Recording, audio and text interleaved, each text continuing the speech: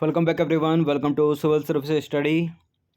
Practice set number 240 है UPPSC के लिए और प्रैक्टिस करेंगे इसमें हम मिश्रित प्रश्नों पर।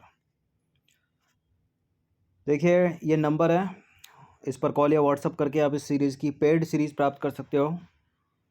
और इस सीरीज़ की हमने प्लेलिस्ट बना रखी है, वहाँ पर आप टेस्ट नंबर 1 से लेकर 240 तक पहुँच सकते हैं। डिस्क्रिप्शन बॉक्स में लिंक है। तो क्वेश्चन नंबर 1 है, 45 अरब रुपए से अधिक की लागत की 540 मेगावाट वाली क्वार पनबिजली परियोजना का संबंध किस नदी से है? बताइए। क्वार पनबिजली योजना का संबंध या परियोजना का संबंध किस नदी से है? यह है चेनाब नदी से। ठीक है, डी है इसका आंसर। तो भारत के प्रधानमंत्री की अध्यक्षता में मंत्रिमंडल की आर्थिक कार्य समिति ने जम्मू कश्मीर के किश्तवाड़ डिस्ट्रिक्ट में चेनाब नदी पर 45 अरब रुपए से अधिक लागत की 540 मेगावाट की क्वार पनबिजली परियोजना के निर्माण की स्वीकृति जो है वो दी है।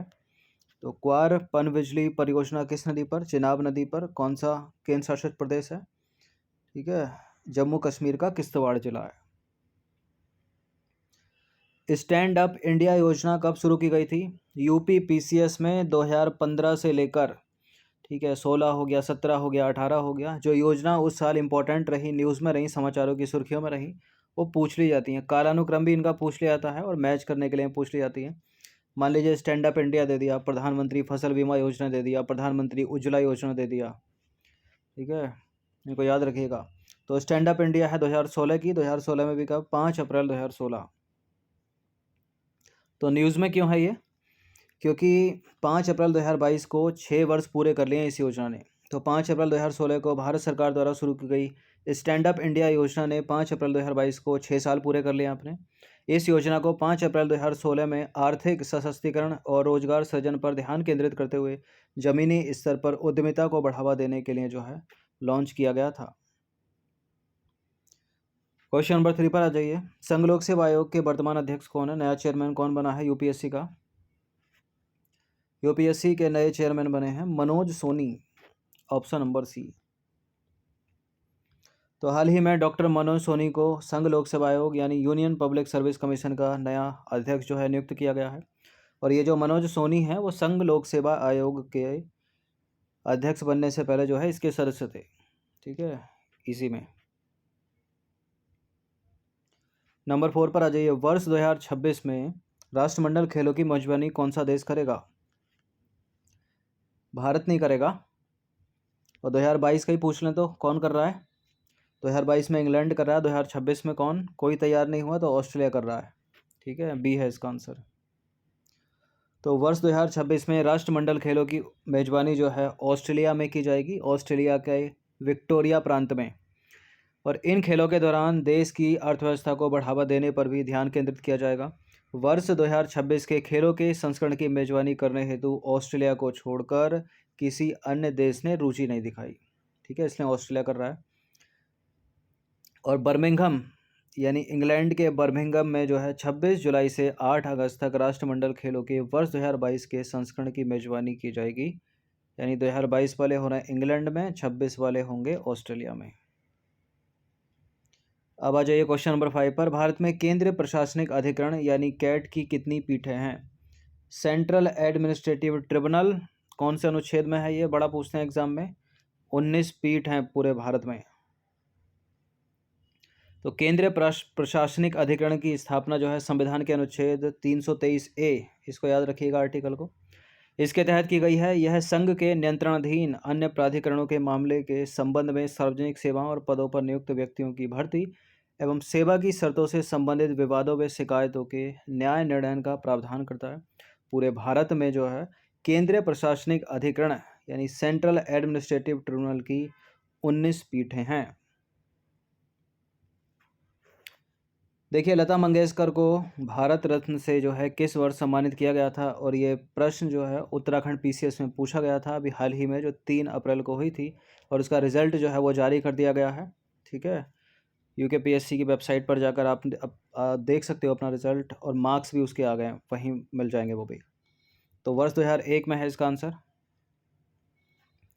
तो वर्ष 2001 में उन्हें भारत रत्न से भारत के जो है सर्वोच्च नागरिक सम्मान भारत रत्न से सम्मानित किया गया था, उन्हें किन्हें, लता मंगेशकर जी को।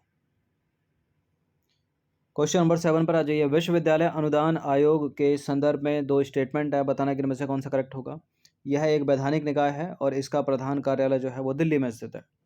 विश्वविद्यालय अनुदान आयोग, दोनों स्टेटमेंट करेक्ट हैं। तो 28 दिसंबर 1953 को अस्तित्व में आया, ठीक है, विश्वविद्यालय अनुदान आयोग। और विद्यालयी शिक्षा में शिक्षण परीक्षा और अनुसंधान के मानकों के समन्वय निर्धारण तथा रखरखाव के लिए जो है वर्ष 1956 में संसद के एक अधिनियम के द्वारा वैधानिक निकाय जो है बनाया गया। विश्वविद्यालय अनुदान आयोग का प्रधान कार्यालय जो है वो है नई दिल्ली में। प्रधानमंत्री फसल बीमा योजना से रिलेटेड दो स्टेटमेंट है, बताने के में से कौन सा करेक्ट होगा। इस योजना का शुभारंभ वर्ष 2016 में किया गया और इसने राष्ट्रीय कृषि बीमा योजना और संशोधित राष्ट्रीय कृषि बीमा योजना को प्रतिस्थापित किया है। करेक्ट है क्या?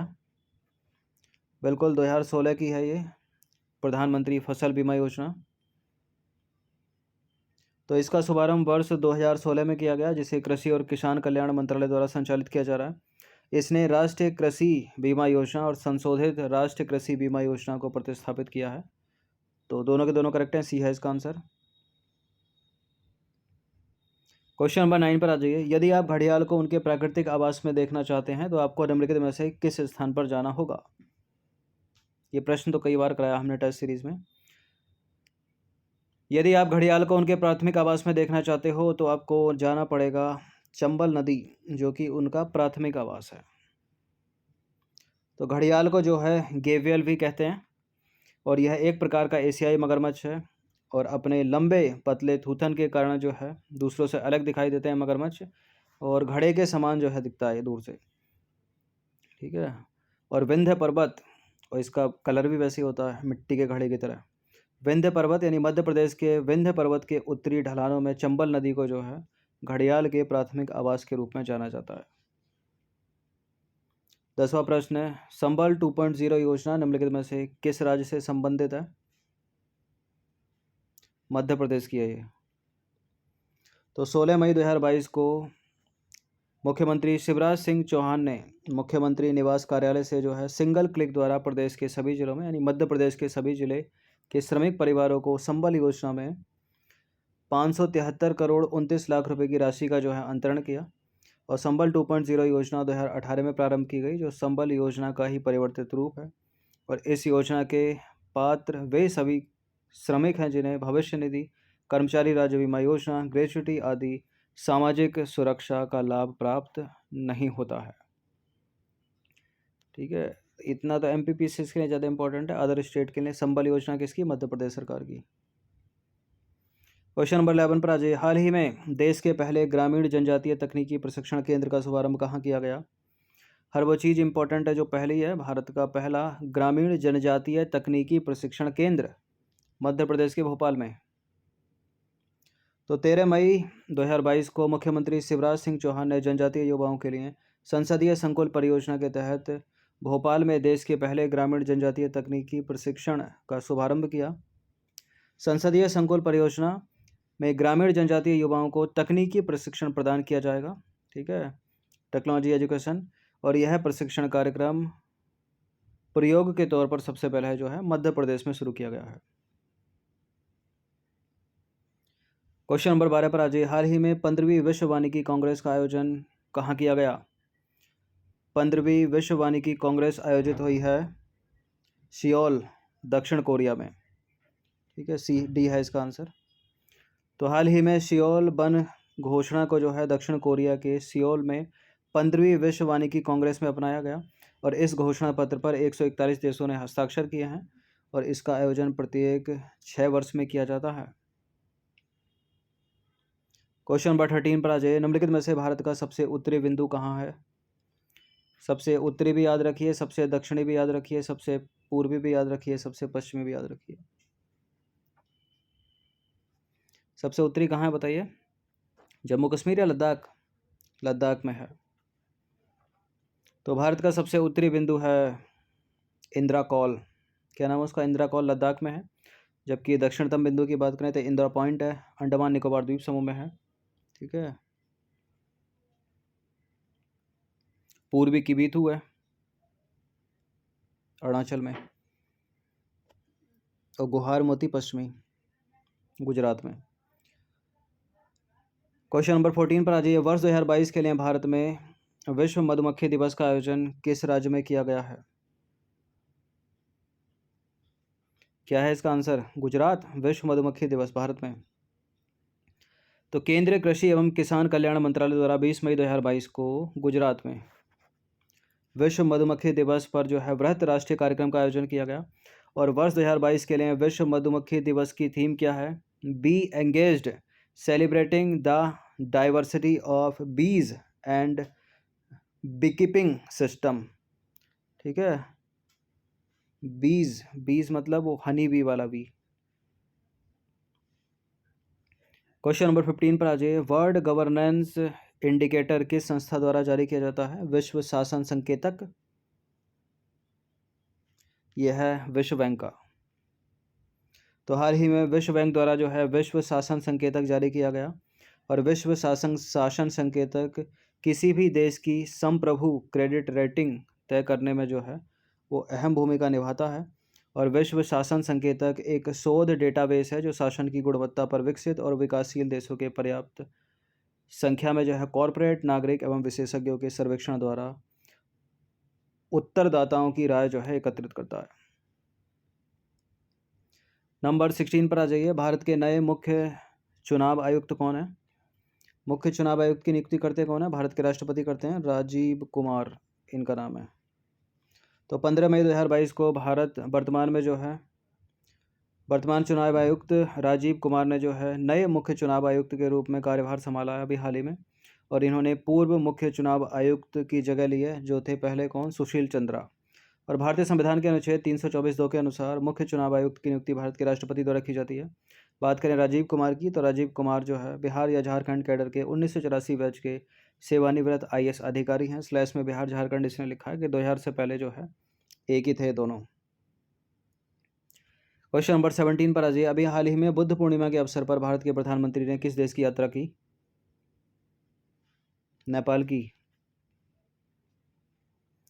तो प्रधानमंत्री ने बुद्ध पूर्णिमा के अवसर पर नेपाल की यात्रा की एवं भगवान बुद्ध के सिद्धांतों को याद करते हुए उन्हें पूरा करने की अपनी प्रतिबद्धता जो है दोहराई। बुद्ध पूर्णिमा बौद्ध धर्म के संस्थापक गौतम बुद्ध के जन्म को चिन्हित करने के लिए मनाया जाता है। और इस अवसर पर उन्होंने नेपाल के प्रधानमंत्री के साथ एक बौद्ध विहार के निर्माण की आधारशिला भी रखी, जिसे भारत की सहायता से निर्मित किया जाएगा नेपाल में। क्वेश्चन नंबर 8 पर आ जाइए। उत्तर प्रदेश का सोनभद्र जिला निम्नलिखित में से किस राज्य की सीमा को स्पर्श नहीं करता है? मध्य प्रदेश को करता है, झारखंड को करता है, छत्तीसगढ़ को करता है, बिहार को करता है, लेकिन उड़ीसा को नहीं करता। देखिए, उत्तर प्रदेश के सोनभद्र जिले को स्पर्श करने वाली राज्य जो हैं वो 4 हैं। वो हैं मध्य प्रदेश, छत्तीसगढ़, झारखंड, बिहार। ठीक है, नहीं है तो उड़ीसा नहीं है, नहीं है तो पश्चिम बंगाल नहीं है। क्वेश्चन नंबर 19 पर आ जाइए। उत्तर प्रदेश के संदर्भ में निम्नलिखित में कौन सा जो है सही सुमेलित नहीं है? उत्तर प्रदेश का सबसे पूर्वी जिला बलिया, सबसे पश्चिमी जिला मुजफ्फरपुर, सबसे उत्तरी जिला सहारनपुर, सबसे दक्षिणी जिला सोनभद्र। देखिए, उत्तर प्रदेश का सबसे पूर्वी जिला जो है बलिया है, सही है। सबसे उत्तरी जिला सहारनपुर सही है। सबसे दक्षिणी जिला सोनभद्र सही है।